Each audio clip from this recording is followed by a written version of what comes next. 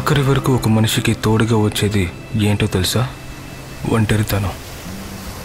చాలామందికి అదంటే ఇష్టం, కానీ నాకు నచ్చదు. ఎందుకో తెలీదు, అది నన్ను వదలకుండా వెంటాడుతూ ఉంది ఇప్పటి వరకు. నాకు ఇతరులాగా ఆశయం, కలలు, లక్ష్యం ఉన్నాయి, కానీ ఇప్పటి వరకు ఏదీ జరగలేదు. ఇంటర్వ్యూకి వెళ్తే బాగా మాట్లాడతారు, కానీ పని మాత్రం ఇవ్వరు. బిజినెస్ స్టార్ట్ చేద్దామని లోన్కి అప్లై చేస్తే అన్నీ సరిగ్గానే ఉంటాయి, కానీ లోన్ మాత్రం ఇవ్వరు. నా తోటి వాళ్ళు నన్ను చూసి నువ్వు అన్లక్కీ మావా, నువ్వు పుట్టిన టైం బాగలేదని నవ్వినప్పుడు వాళ్ళ నవ్వులో నా బాధను చూశాను. ఆ నవ్వు కన్నా ఈ ఒంటరితనమే మేలనిపిస్తోంది.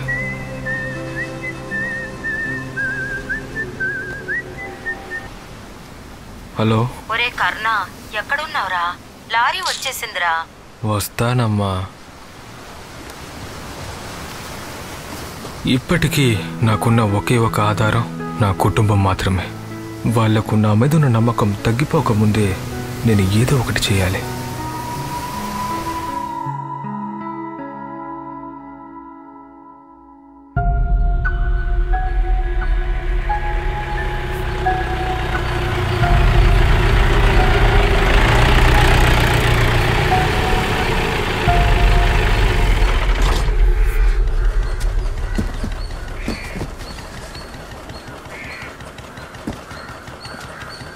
అరే భయ్యా, ఎక్కడి నుంచి వస్తున్నావు? వనస్థలిపురం నుంచి. మీ ఇంట్లో ఎవరెవరు ఉన్నారు? నేను, అమ్మ, అక్క కూతురు. మీ బావ ఏం చేస్తున్నాడు?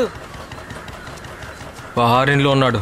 గది సరే, నువ్వేం చేస్తున్నావు? ఏవయ్యా, బరువు ఎక్కువగా ఉంది, పెట్టొచ్చి మాట్లాడదా? పరేషాన్ అవ్వకు భయ్, కొత్తగా వచ్చారని అడుగుతున్నాను.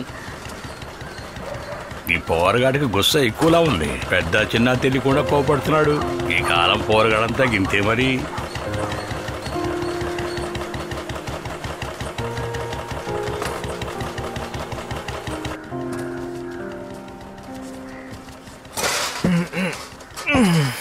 ఏరా, ముందు సిలిండర్ తీసుకురావచ్చు కదా. ఒక నిమిషం ఆగమ్మా. ఏదడిగినా ముఖం చిట్లించుకుంటాడు. అవసరం ఉన్నప్పుడు మనిషికి ప్రశ్నలు వేస్తారు.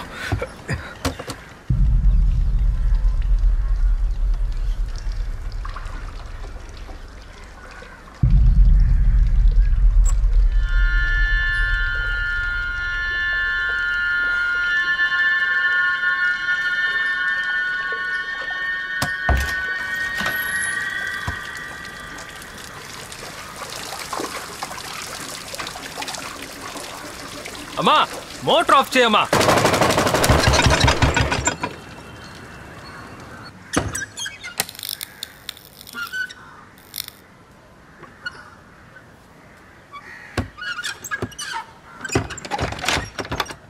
దొకటి. అమ్మయ్యా.